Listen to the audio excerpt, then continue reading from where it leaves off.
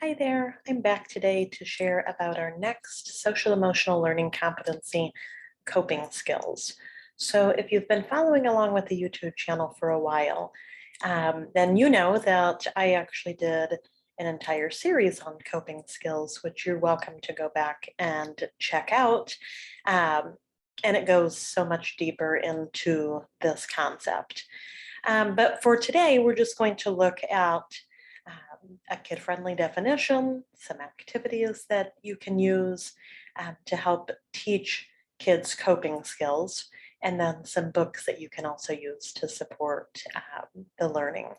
So coping skills are basically tools or strategies that we use to help us handle um, the difficult emotions and situations that we encounter, right? So it's a way of helping us manage all of those different feelings that we have throughout every day, every week, every month, right? The stress, the overwhelm, the sadness, the anger, the jealousy. So all of these coping skills can kind of be broken down into one of five categories. So that's kind of how you can think about coping skills.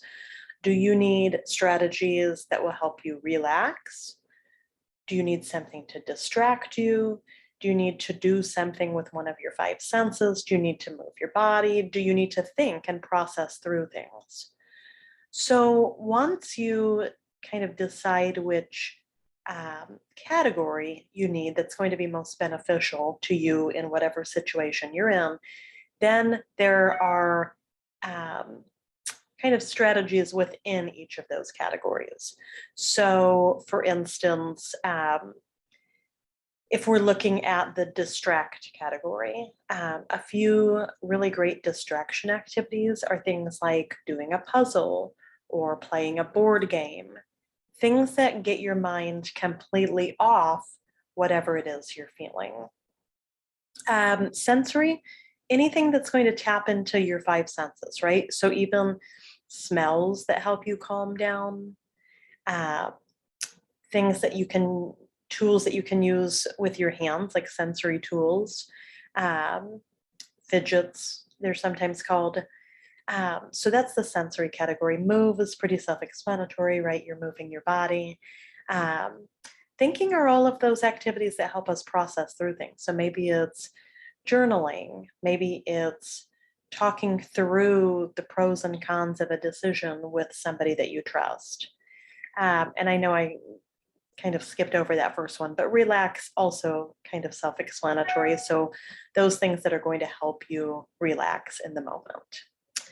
A couple of other strategies that you can use within this realm of coping skills is the idea of a calm down space, having a dedicated place for kids to go when they're escalated.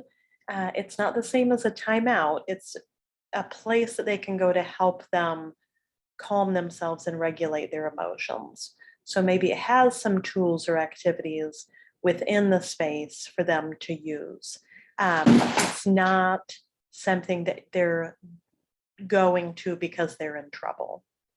And then lastly, um, a visual schedule and visual reminders are often helpful um, to be proactive, right? So for kids that struggle with transitioning or when change occurs or there's something new about the daily schedule, making sure they know that ahead of time and they have something visually to remind them of that is going to cut down on the need for coping skills, right? So being proactive.